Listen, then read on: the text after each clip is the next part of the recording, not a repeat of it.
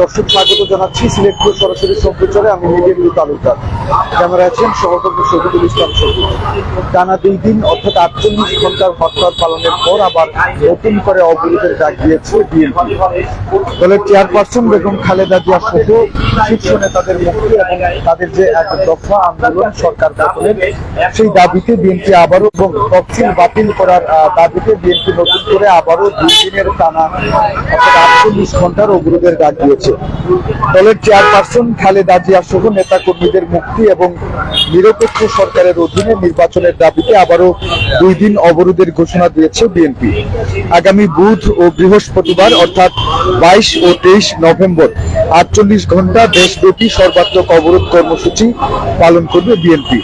সোমবার বিকেল 4টায় অর্থাৎ আজকে বিকেল 4টায় বিএনপির জ্যেষ্ঠ যুগ্ম রুহুল কবির রিজভী ভার্চুয়াল এক সংবাদ সম্মেলনে অবরোধের এই ঘোষণা দেন।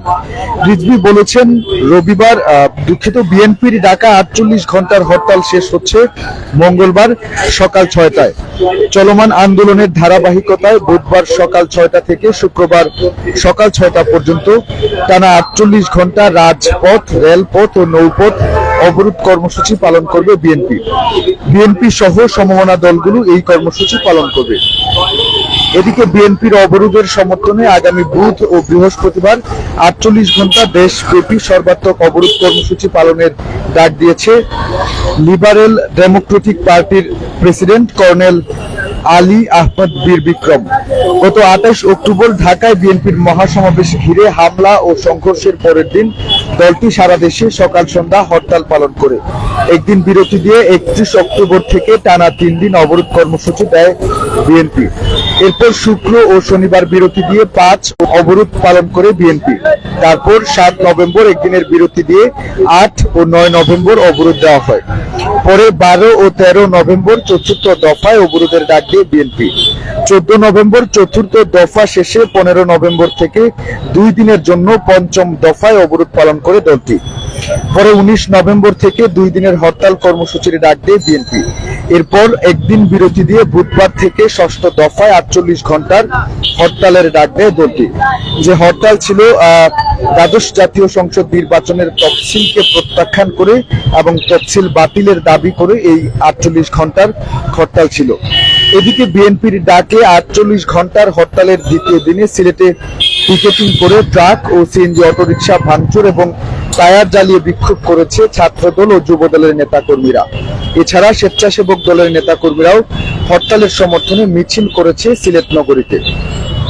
সকাল 9টায় নগরীর মেন্দিবাগ পয়েন্টে যুব দলের কয়েকজন নেতাকর্মী পিকেটিং শুরু করে।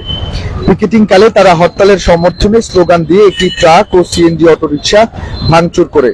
এ সময় আশেপাশের এলাকায় আতঙ্ক সৃষ্টি হয়। পরে পুলিশের উপস্থিতি টের পেয়ে বিএনপি নেতাকর্মীরা সেই স্থান থেকে সটকে পড়েন। সকাল 8:30টায় সিলেট ঢাকা মহাসড়কের দক্ষিণ সুরমার টেলিবাজারে মহানগর ছাত্র দলের সাধারণ সম্পাদক ফজলে রাব্বি আহসান সহ কয়েকজন নেতাকর্মী পিকেটিং এ বের হন। এ সময় ছাত্র দলের নেতাকর্মীদের হাতে একটি কাভার্ড ভ্যান ও সিএনজি অটোরিকশা ভাঙচুরের শিকার হয়।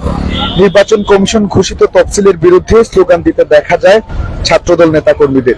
এ সময় ঘটনাস্থল থেকে সামাদ নামের একজন ছাত্রদল যায় পুলিশ, এমনটাই তথ্য আছে। 6টায় নগরীর শাহিদগাঁয় যুবদল নেতা লিটন আহমদ ও জামাল আহমদ খানের নেতৃত্বে সড়কে টায়ার জ্বালিয়ে বিএনপি এবং অঙ্গ সহযোগী সংগঠনের নেতাকর্মীরা।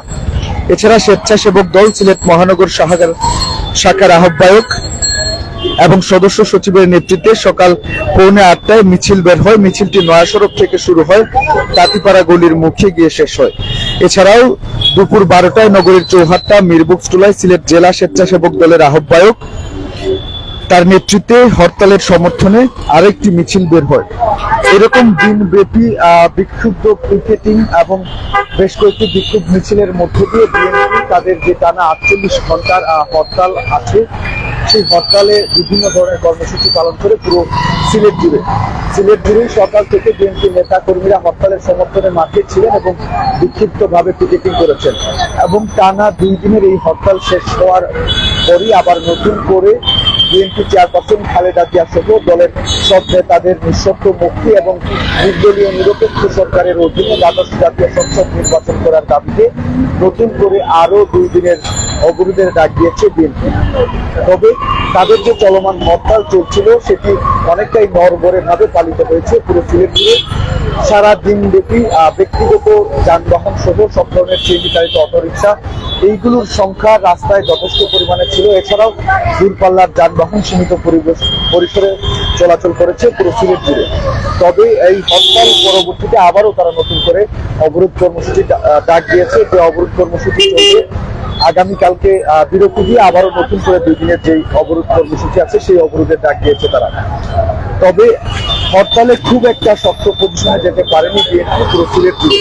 এরপরে আবার তারা নতুন করে অবরোধের ডাক দিল। দেখা যাক এই অবরোধ কর্মসূচি জুড়ে সিলেট জুড়ে তারা কি ধরনের কর্মসূচি পালন করে থাকে।